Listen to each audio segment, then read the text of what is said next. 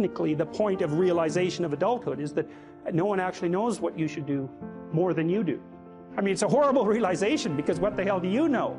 It's a terrible realization, and people will often pick slavery, permanent slavery, to the spirit of the Great Father, let's say, over that realization, and it's completely understandable. But the problem with it is that there's more to you than you think, and so if you continue to hide behind that figure, then you never have a chance to understand that there's more to you than you think, far more to you than you think.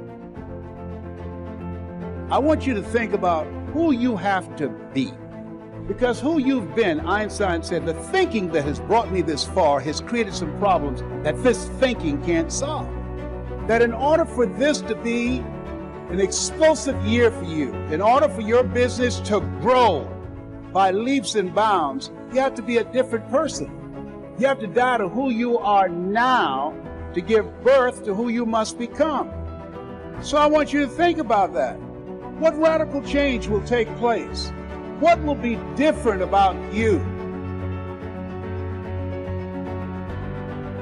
You can do anything you want without limitation. Whatever it is that you decide you want to make come true in your life, you can do that. It is going to take an inhuman amount of work. You're going to have to be prepared to break yourself in half. You are going to have to learn more than anyone has ever learned. You're going to have to push yourself harder than anyone has ever asked you to push yourself before. You're going to go way beyond your breaking point. You're going to run until you vomit. You're going to study until you fall asleep. You're going to push and push and push, and then you're going to push some fucking more. And when you hit the limit, you're going to push again beyond that. You're going to force yourself into an adaptation response.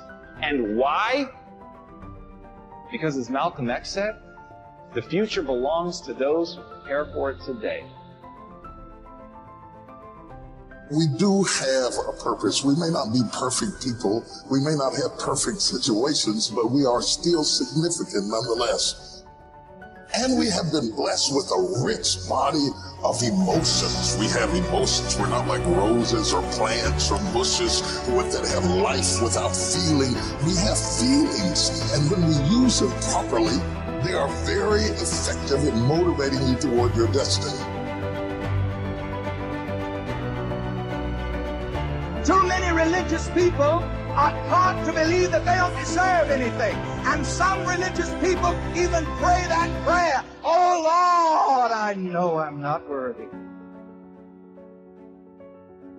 You want to experience the very best of life, you must believe that you deserve the best. Why is it that most people don't pursue their dreams, or don't do better than what they're doing if they're capable of doing it? I think that many of us don't go the next step because we don't know what to do yet. And I say that the reason that we don't even explore the possibility of what to do is because subconsciously we don't believe that it can happen for us, and we don't believe that we deserve it. I'm saying that you've got to make some conscious effort to begin to work to develop you. Get the action habit. Here's something leaders in every field agree on. There is a shortage of top-flight, expertly qualified persons to fill key positions. There really is, as the saying goes, plenty of room at the top. As one executive explained, there are many almost qualified people, but there is one success ingredient often missing. That is the ability to get things done, to get results. Every big job, whether it be operating a business, high-level selling, in science, the military, or the government, requires a man who thinks action. Principal executives looking for a key person demand answers to questions like, will he do the job? Will he follow through? Is he a self-starter? Can he get results, or is he just a talker? All these questions have one aim: to find out if the fellow is a man of action. Excellent ideas are not enough. An only fair idea acted upon and developed is 100% better than a terrific idea that dies because it isn't followed up. The great self-made merchant John Wanamaker often said, "Nothing comes merely by thinking about it." Think of it.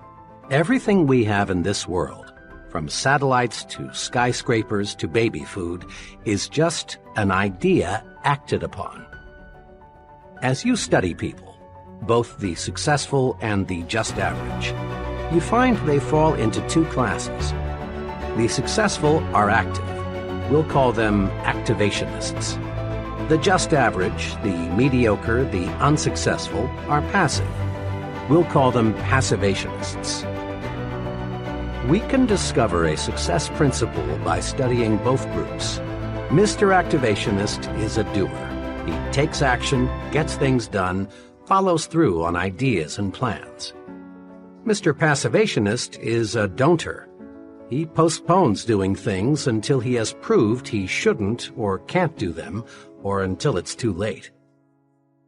The difference between Mr. Activationist and Mr. Passivationist shows through in countless little ways. Mr. Activationist plans a vacation. He takes it. Mr. Passivationist plans a vacation, but he postpones it until next year. Mr. A decides he should attend church regularly. He does. Mr. P thinks it's a good idea to go to church regularly too, but he finds ways to postpone acquiring this new habit. Mr. A feels that he should drop a note to someone he knows to congratulate him on some achievement. He writes the note. Under the same circumstances, Mr. P finds a good reason to put off writing the note, and it never gets written. The difference shows up in big things too.